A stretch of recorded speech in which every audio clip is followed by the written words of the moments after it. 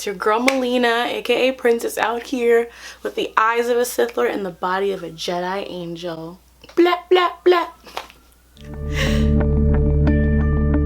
Anyway, hi, I just wanted to get on and talk to you about Star Wars, The Rise of Skywalker. Spoiler alerts all the way through. If you want to know what I thought about it, I really strongly hated it. That's my take. I am on team did not like it, don't like it, not a fan. Because I've been working where I work for the past 2 years, while Star Wars has been like one of the biggest divisive subjects on the internet, it has just been so exhausting because, as I think I've said before on some other thing, it has left me so often defending that it should be allowed to have diversity and queerness that I don't really get to sit down and think about what I actually like about the series. When I was watching The Rise of Skywalker and I slowly was realizing that I hated it, the question I was asking myself was, well, why do I hate this? The Last Jedi, I do love that movie. I have a lot of issues with it. Like, I have a myriad of, I have notes on things I don't like about The Last Jedi. But as a whole film, as a Star Wars movie, I do actually love it a lot. And I realize that it's because I agree with Rian Johnson's take on the Jedi and not JJ Abrams. And let me just say this.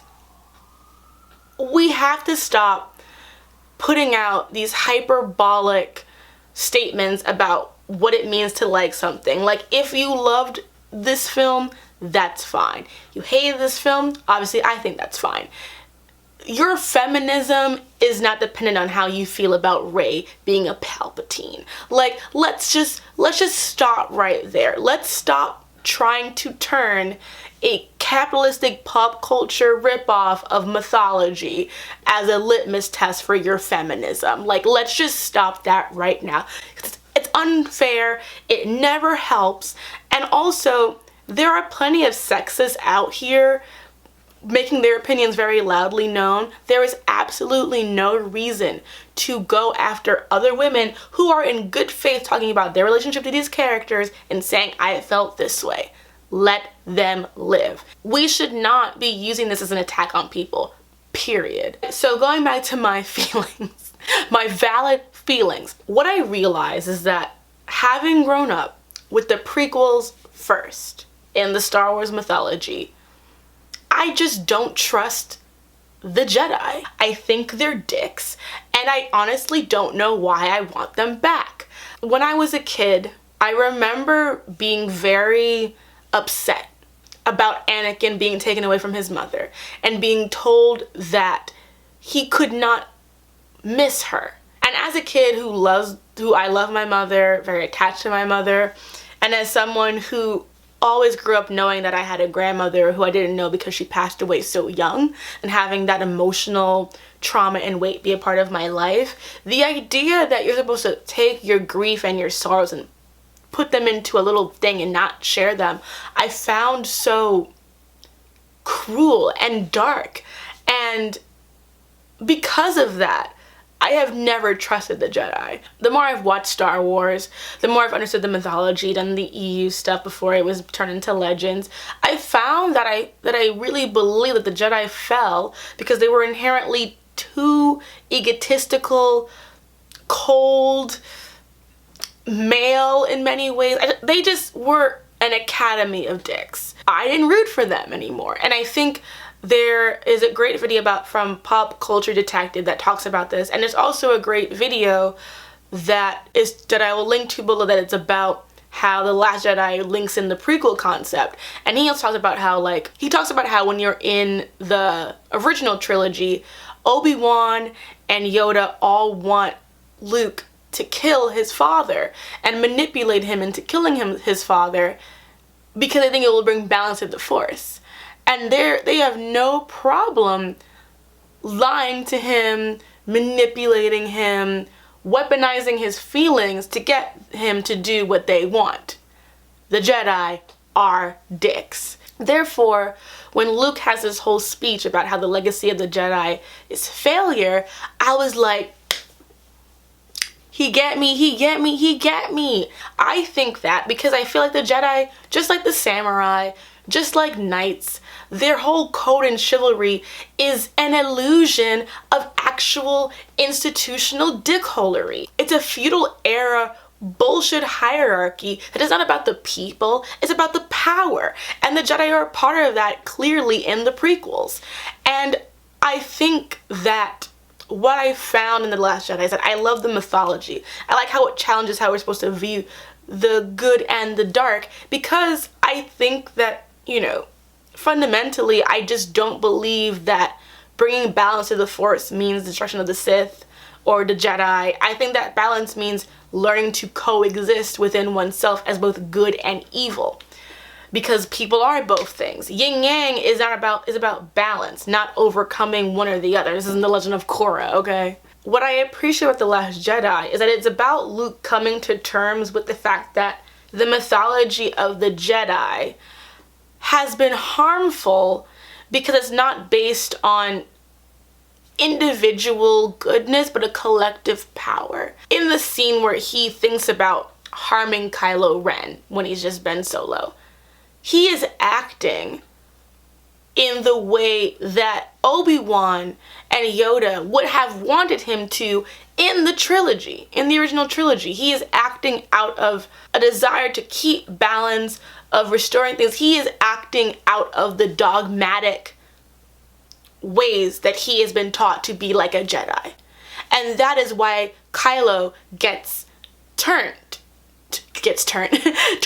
to the darkness, because Luke allowed the idea of balance, living up to the Jedi, code, was more important than being a person who was caring. That was his nephew. That was his nephew. And for him to have been so in love with his idea of himself, the idea of what it meant to be a Jedi, that he did that, is powerful. He was wrong, and he was trying to atone from that by being like Ben Kenobi, because again, he doesn't want to repeat the same mistakes because he already has. That is so cool. And I love that, even though I don't love the Kylo Ren Rey collusion. Not a fan of Reylo. Don't like it. Collusion. I think that Rian Johnson was allowing that to run its course so that we could know at the end that we're setting up, Kylo Ren to be the villain and Rey as a symbol of this new, more democratic version of this Force to be rising up against him. That the Jedi aren't important to bringing order. It is the ideology of connecting everyone together. Like, I felt like the fact that Luke had not read the Jedi text was so important, because what if the Jedi texts are telling him something completely different than what he has been doing? In comparison with the Rise of Skywalker, I think it was just it's too reverent. It loves the Jedi too much. It loves what they stand for too much. It really loves the nostalgic cliche at these points about Star Wars. And honestly, that's the stuff about Star Wars that I've never really been interested in. To me, I love the characters and I love the mythology. The storylines themselves are kind of hit or miss. In my opinion, there are 4 great Star Wars movies, two okay ones, and a bunch of other ones. I think the first 3 are the most important because they are the most creative in terms of technological advancement, in terms of how it blends so many different elements together. And I think with Abrams, he was really trying to appeal to the person in himself that loves Star Wars. And I think that's dope as a fan. However, that reverence does not always make for great art. I think my greatest skill as someone who enjoys media is that the things that I love, I'm highly critical of. I don't believe necessarily in nostalgia being the guiding light to what you do. And there's also certain products I wouldn't touch because I know that I have too much nostalgia for it. I feel like Rian Johnson loved Star Wars, but had questions about how things worked. Where I feel like JJ Abrams just was making more Star Wars. And that's fine if he was the only one who got to do these movies. I think fundamentally as well, I watch these movies for Finn. I don't care about Rey. I think Rey's a boring character. I'm just gonna go out and say it, whatever, hashtag bad feminist. But like, I think she's a boring character. I think she's more interesting when she's played off against other people. And I thought that her being a nobody and The Last Jedi was the most interesting that she's ever been. Stuff in this film for me didn't hit it because I really wanted it to be a story about Finn and her democratizing the Jedi Order, making something that everyone could do and working together. It felt like this film just wanted to course correct everything from the last movie, which, and I get this, because Force Awakens set up things and The Last Jedi didn't answer them in the same way. But they didn't say they were bullshit. You know what I mean? Like, they gave that film, The Last Jedi, did answer stuff from The Force Awakens. It just didn't answer them the way that JJ Abrams would have done so. And if he wanted it to be answered the way that he wanted, he should have made the fucking sequel. Because ultimately, I think this is what's most important, is that the sequel series ultimately fails for me. Not because I didn't have my favorite character as the lead, because Finn is my favorite. Not because the ship I liked didn't end up being canon. It fails because it was not a cohesive vision. It was a cash grab from Disney and Lucasfilm to make this trilogy. They made it without having a solid plan, without having a director being on board for all 3 movies, without having a singular creative vision.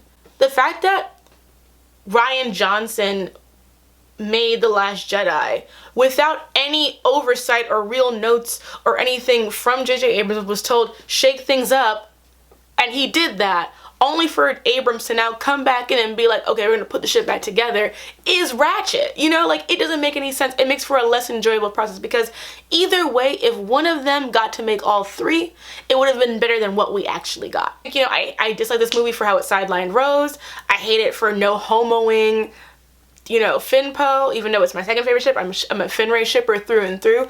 I despise how they had Finn running after fucking Rey this entire movie, screaming her name, and she's running towards that fucking Kylo Ren. I was livid, girl. It gave me Winona Earp flashbacks. I was like, I am not gonna see this black man run after this white woman who's running after this pasty white man. But can't take it. And then on top of that, they bring in Lando to literally be like, hello, fellow Negroes. How is it? 2 things we found out post that Abrams has confirmed. 1, so in the Rise of Skywalker, there's a scene where like they are all sinking into quicksand, and Finn goes, Rey, I never told you, and then they sink, and they bring this up like 2 more times. Now, I assumed that this was leading to him confessing his love for Rey, because he chases after her all the time. Literally, in the last movie, he wanted to go to her right away. They have a clear emotional bond that has been established from The Force Awakens, right? So I thought, oh, it's about that.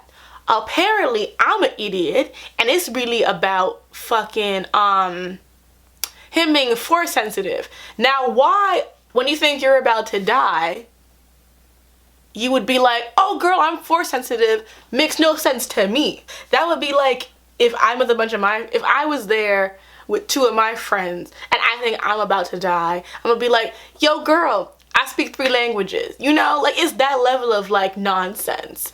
Yes, maybe I have my shipping goggles on, but I just don't, how is that what you say to someone when you're about to die? Your first real friend who looked at you the way no one else ever did, that you gonna say to her, girl, I'm Force sensitive when you're about to die?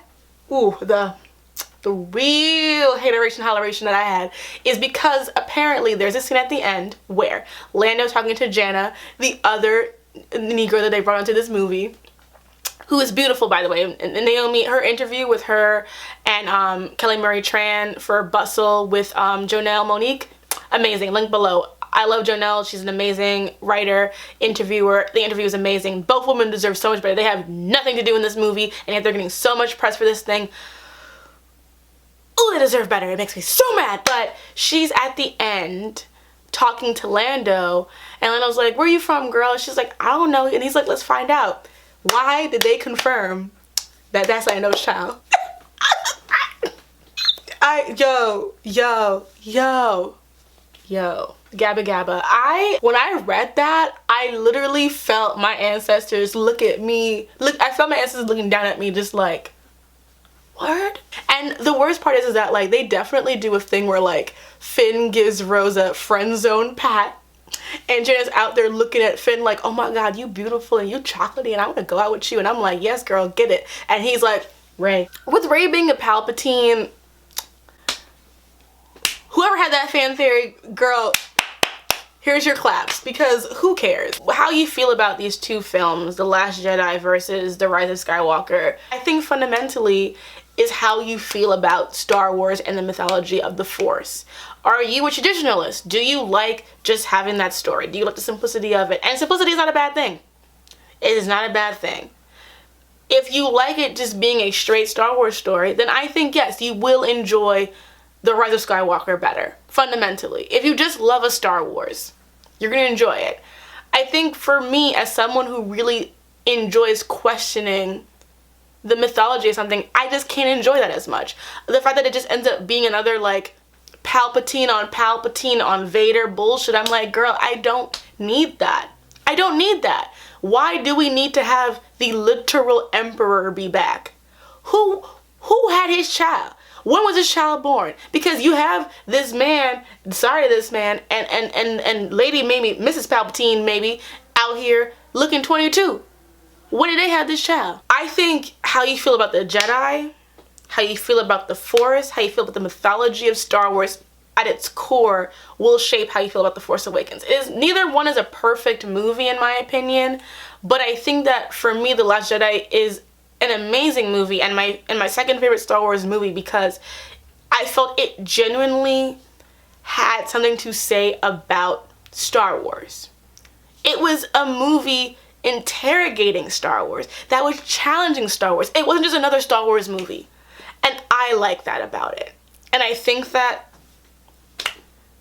in my opinion, I think that's where people are going to land. Either you like just to have a Star Wars movie, or you want a Star Wars movie that really, I would say to a degree, messes with everything. And and the thing is, like, I totally, like, I can't sit here and be like, you're going to be disappointed about your expectations, because I was with my expectations, even though I had them very low because I could just tell, like, JJ Abrams, like, why would I trust him? It was the active dismissal of The Last Jedi that pissed me off. Like, the sidelining of Rose, unacceptable. Sorry, no, you can't do that. After what she went through, for you to completely put her to a side character and put the guy from Lord of the Rings up in here? No, absolutely not. Absolutely not. For them to actively talk about Holdo, talking about that was weird, and to actively dismantle things from the last movie, it just felt so much as an appeasement to that. And I just felt like if they didn't have that kind of stuff in there, I would have forgave it more. But them just kind of doing like a actual crap on The Last Jedi, and I was like, no, I'm sorry. That movie was actually interesting. I have something to say about the Force. This movie that I was just trying to do another, you know, The Return of the Jedi, like, cool, you made The Return of the Jedi again. That is my opinion, and I know I say it very strongly and I feel very passionately about it because I do. However, if you disagree or agree, please let me know what you think below. This movie is going to be divisive. It's going to have divisive opinions, and that's fine. I hated it. You may love it. Let's talk about it. I literally have been talking to a friend of mine who loved the movie, and we are doing so very civilly because we just accept the fact that we see the movie two different ways. That is fine. At the end of the day, we cannot continue to be this bad shit. Girl, it is just a movie. Either way, Disney has made its money. Thank you so much for watching. Please, if you enjoy this content and want to support me as well as watching the videos, you can like, share, subscribe, comment, because that helps the interactions go up, helps more people find it. Love that. Also, if you would like and you have the opportunity to do so and the means to do so, because I know it's holiday season, everyone has to pinch their pennies. I have to do so too. But if you want to support me on Patreon, I would really appreciate it. Bloop. And yeah, I'm available on Twitter, where I'm having all this Star Wars discourse that I did not need to have, but need to have anyway. So yeah, have a great night, and may the Force be with you, and also with you. If you strip away the myth and look at their deeds, the legacy of the Jedi is failure, hypocrisy, hubris. That's not true. At the height of their powers, they allowed Darth Sidious to rise, create the Empire, and wipe them out. It was a Jedi Master who was responsible for the training and creation of Darth Vader. And a Jedi who saved him. Yes, the most hated man in the galaxy, but you saw there was conflict inside him. You believed that he wasn't gone, that he could be turned. And I became a legend.